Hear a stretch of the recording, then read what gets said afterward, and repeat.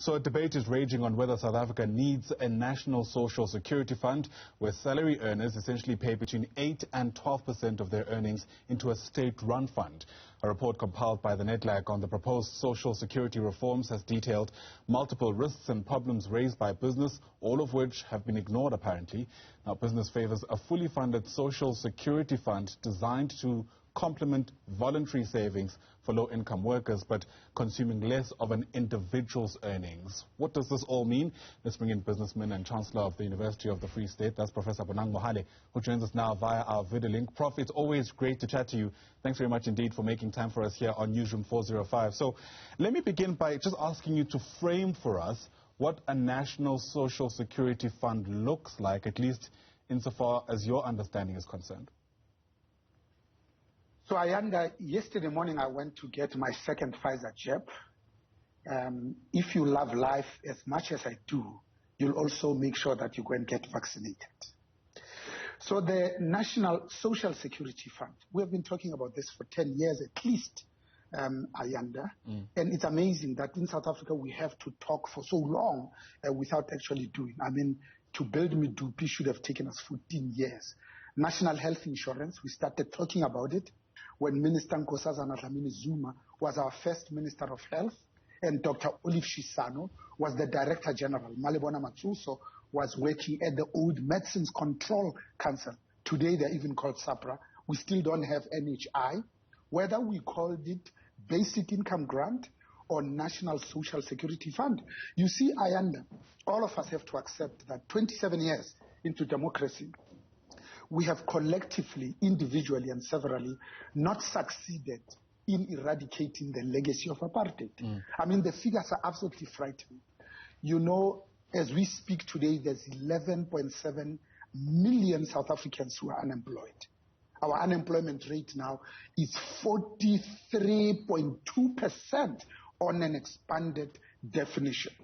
In fact, 17 million people are on social security. Pre-COVID, 16 million people were gainfully employed.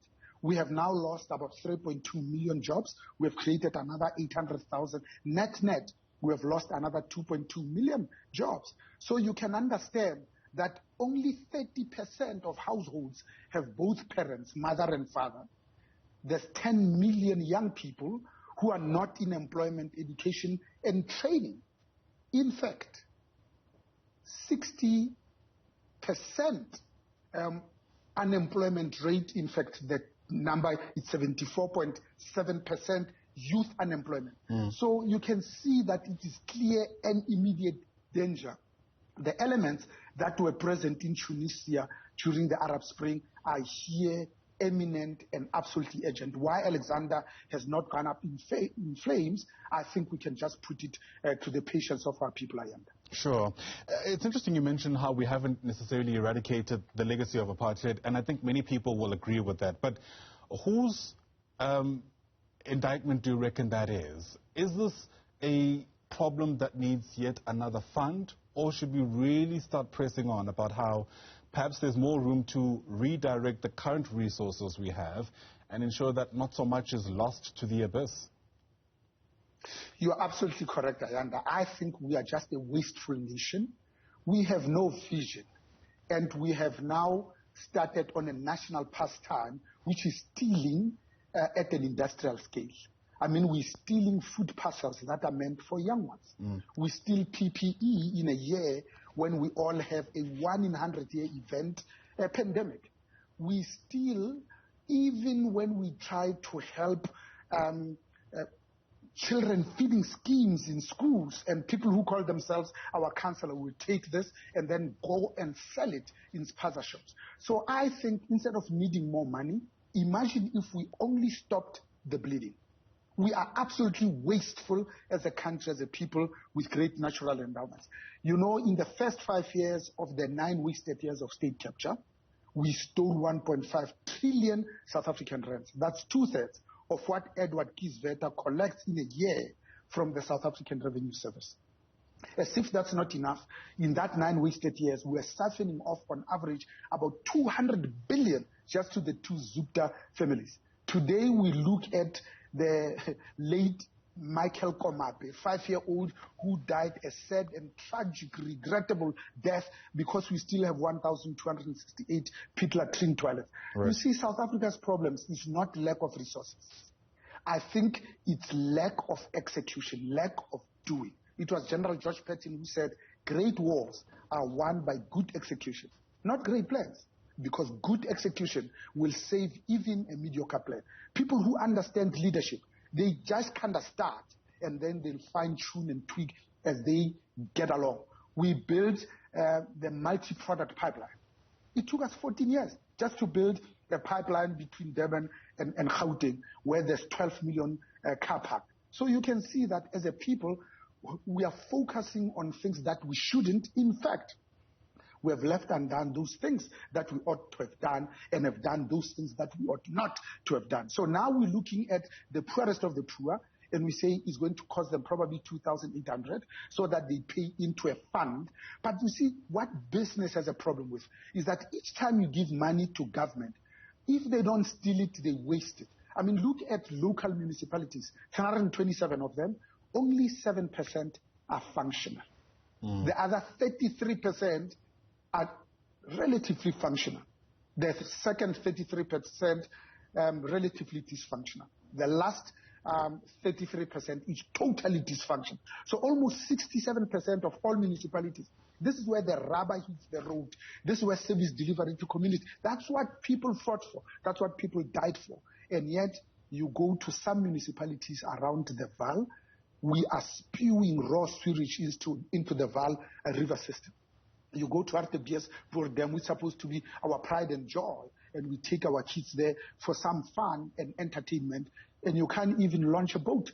In fact, most townships, especially black townships, people have to walk on bricks from their kitchen to their toilet because this sewage has now found its way into people's yards. People are going to get sick purely and simply because the people who have elected into positions of leadership are actually not concerned about our well-being. They are concerned about me, myself, I am. Right. And with that considered, we're also expecting the latest job numbers to be released by Stats SA sometime today. In fact, it's the quarterly labor force survey. It's interesting because a lot of the time when there's talk of either basic income grant, the BIG, or now what is framed as a national social security fund, there has always been a voice somewhere lurking in the background saying the most sustainable thing to do, I beg your pardon, is to try and eat away at the unemployment figures in our country. That's actually what's going to prove to be beneficial in the long run. Those calls, are you getting a sense as business that they're receiving any kind of attention?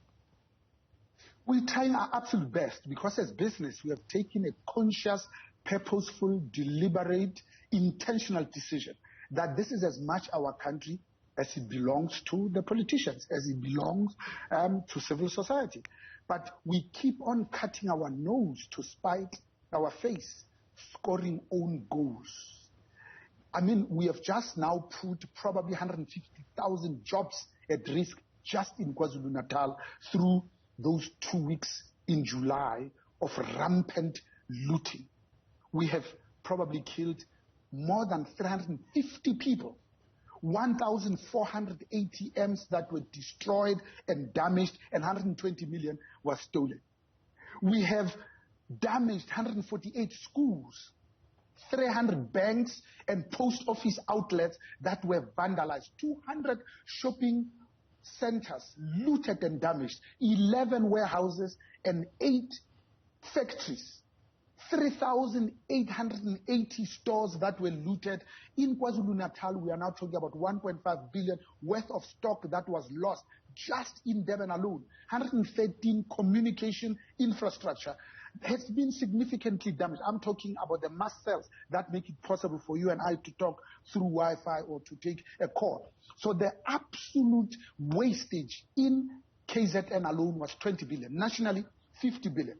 We are talking about 50,000 informal traders, 40,000 businesses that were affected. Because you see, Ayanda, in a shopping center, in a mall, 90% of the shops there belong to small and medium enterprises. And if we compare ourselves with our BRICS counterparts, more than 60% of the new jobs that have been created are created by small and medium enterprises. What has South Africa got to show for it? We've got the highest failure rate of small and medium enterprises. In fact, in 27 years, we've got Ntate, the late Richard Maponya, we've got Bontate E.T. Chabalala, Bontate Semutsonyan, who've risked their own money, have made millions in the 1960s. But no, those are not the people we ask him to come and be ministers of small business development. We give it to cadre employees, people who have never run a fish and chip shop. Until and unless we mend our ways and we change the way we choose our leaders and we put our best foot forward, I don't think we are going to make a significant progress. You see, strategy is defined as simply how to compete. So we compete at the country, at the business, and at an individual level. Some countries are absolutely putting their best foot forward. With us, we have to find absolutely the lowest of the low and say, no, go and represent your own people in Alexander. No wonder we are in a spot of bother. Sobering insights there. Thanks very much indeed for weighing in on this important issue. Really do appreciate your time on the AM report. Ntate, Professor Bonang Mohale is the Chancellor at the University of the Free State. He is also a businessman.